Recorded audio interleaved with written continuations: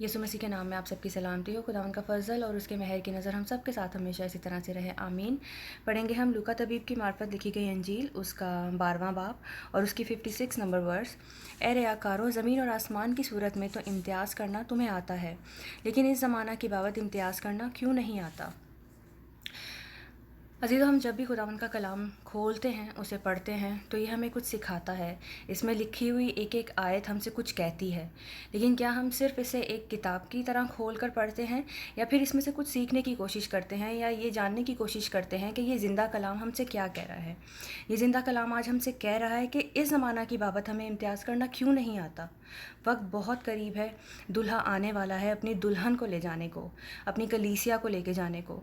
جس طرح یسایہ نبی کی معرفت نبوت کی گئی کہ ایک کنواری حاملہ ہوگی اور ایک بیٹا پیدا ہوگا، ایسا ہوا۔ جس طرح کلام کہتا ہے کہ یسوع اپنے کہنے کے مطابق مردوں میں سے جی اٹھا، ایسا ہوا۔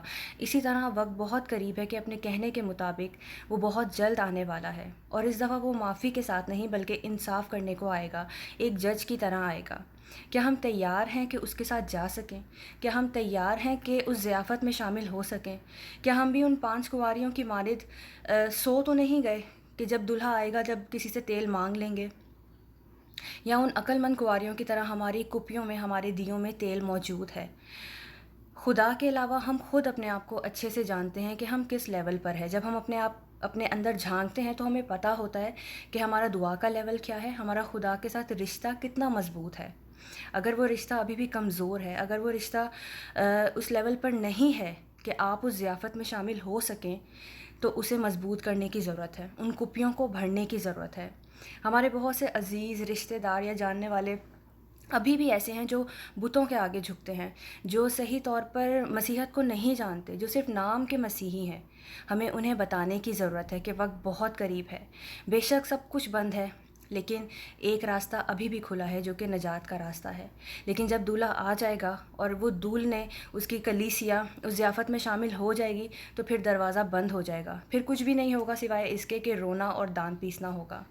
ابھی بھی وقت ہے کہ ہمیں یسوع کے نام کو دنیا کے کونے کونے تک پہنچانا ہے۔ یہ ایک گرینڈ کمیشن ہے، یہ ارشاد اعظم ہے جو یسوع ہمارے لیے چھوڑ گیا۔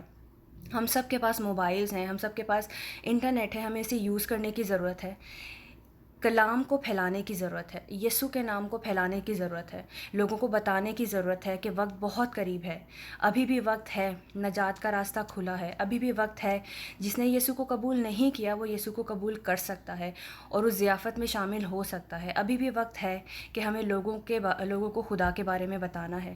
ابھی بھی وقت ہے کہ ہمیں بتانا ہے کہ بے شک ہم مر بھی جائیں تو ہمیشہ کی زندگی کا راستہ ہمارے لیے کھلا ہے۔ صرف 2 راستے ہیں دنیا میں، ایک جو ہے وہ سچائی کا ہے، ہمیشہ کی زندگی کا ہے، اور ایک جہنم کا ہے۔ اس کے علاوہ کچھ نہیں ہے۔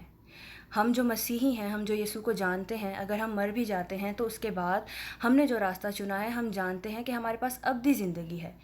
لیکن جو لوگ یسوع کو نہیں جانتے اور صرف نام کے کرسچن ہیں، ان کے پاس صرف اور صرف جہنم کی آگ ہوگی۔ اب آپ نے یہ چننا ہے کہ آپ نے یسوع کے ساتھ اپنے رشتے کو اچھے سے بحال کرنا ہے یا صرف نام کے مسیحی کہلانا ہے۔ وقت ہے کہ دلہا آئے اور اپنی دلہن کو لے جائے۔ اگر کہیں بھی کمی رہ گئی ہے تو اس تیاری کو پورا کرنے کی کوشش کریں خدا کے ساتھ جڑنے کی۔ یسوع کو جس کی ضرورت ہے وہ ہم لوگ ہیں۔ ابلیس ہر روز ہزاروں لاکھوں کی تعداد میں، کروڑوں کی تعداد میں جہنم کو بھر رہا ہے۔